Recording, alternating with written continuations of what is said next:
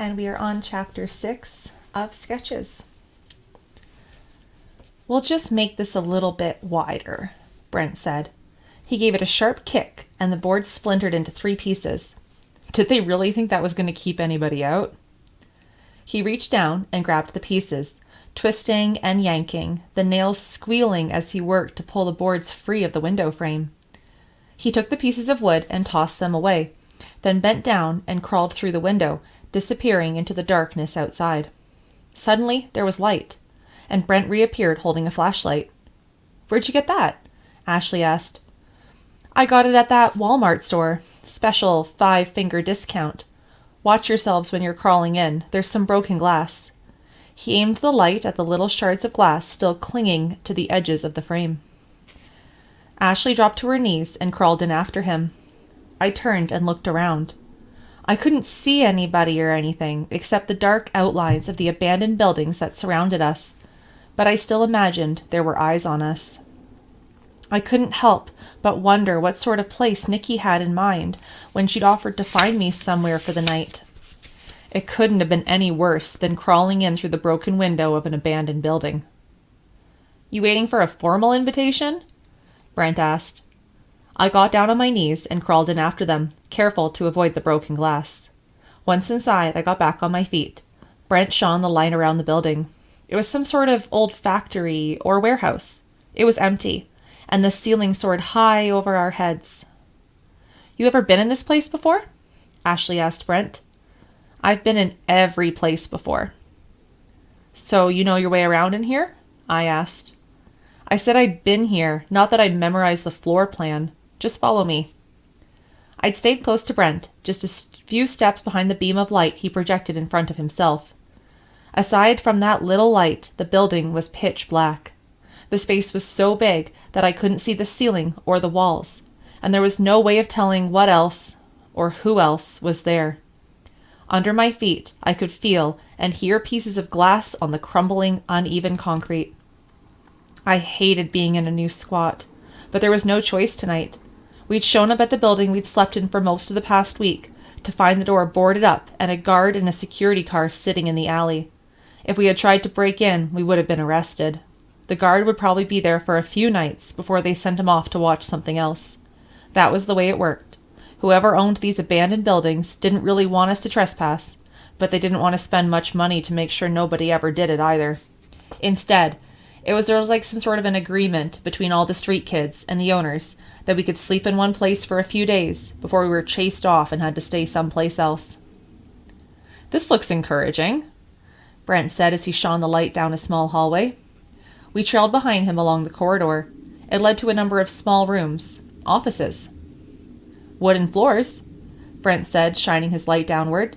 He pressed his foot against the floor, and it creaked. "It's always better to sleep on wood than concrete. How about if we sleep here?" "Looks like somebody has been sleeping here," Ashley pointed out. Brent shone the light around the room. There were newspapers and blankets and bits of clothing scattered around. He walked over and grabbed one of the papers and studied it under the light of the flashlight. "It's old. Months old. I can hardly read it, but the date on it's way back in April. Just because that one's old doesn't mean there aren't some newer ones. Maybe the person is even coming back tonight," I said. "Maybe. But if he does, he's going to find he's short a couple of blankets."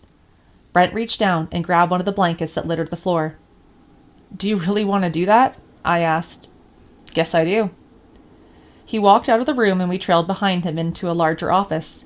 In the light, I could see a couple of broken down old desks that had been shoved up against the wall. Brent went over and sat down on one of the desks. Ashley sat down beside him. "Not quite twin beds," he said, "but I think we found where we're crashing tonight." "Not quite," I agreed, "but I do like being up off the floor." "Too bad somebody didn't throw $40 at you today," Brent joked. "Couldn't we just go and sleep outside tonight?" I suggested.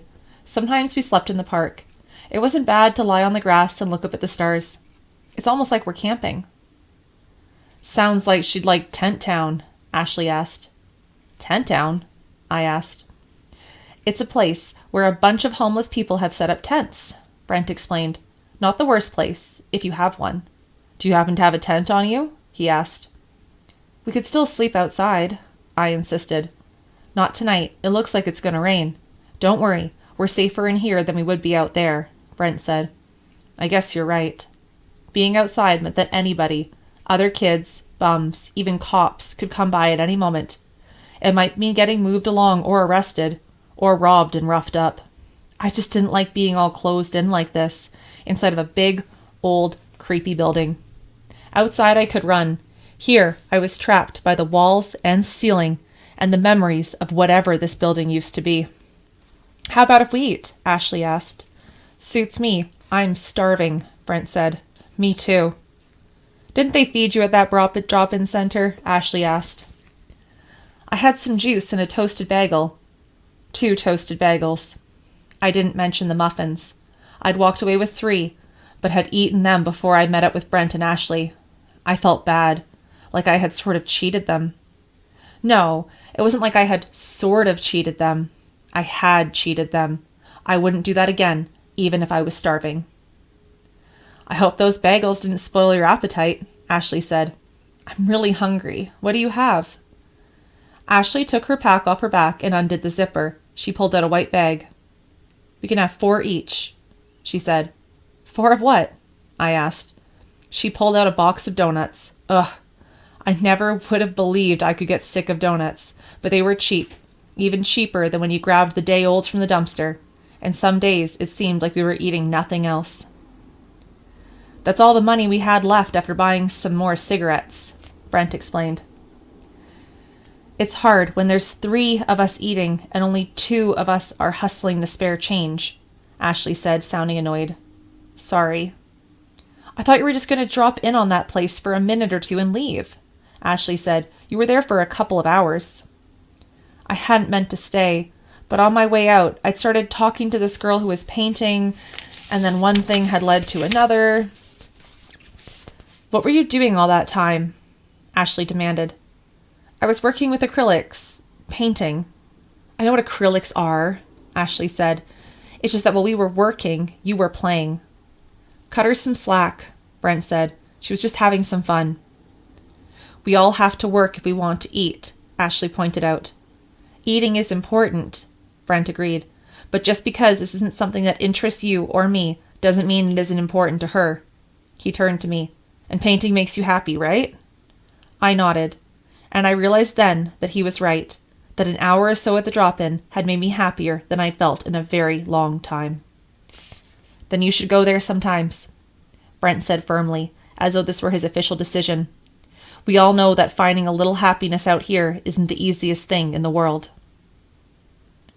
My eyes popped open, and for a split second, I didn't know where I was, and I was scared. Then it came back. I was in the abandoned building, sleeping on top of 2 desks pushed together against the wall.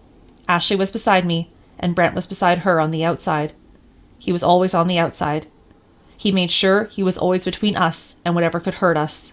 And there were so many things. My ears perked up. I heard something moving around in the darkness. I slowly sat up and peered over Ashley and Brent into the darkness. I couldn't see anything, but I could still hear it. There was somebody moving around in the room. I felt a rush of panic.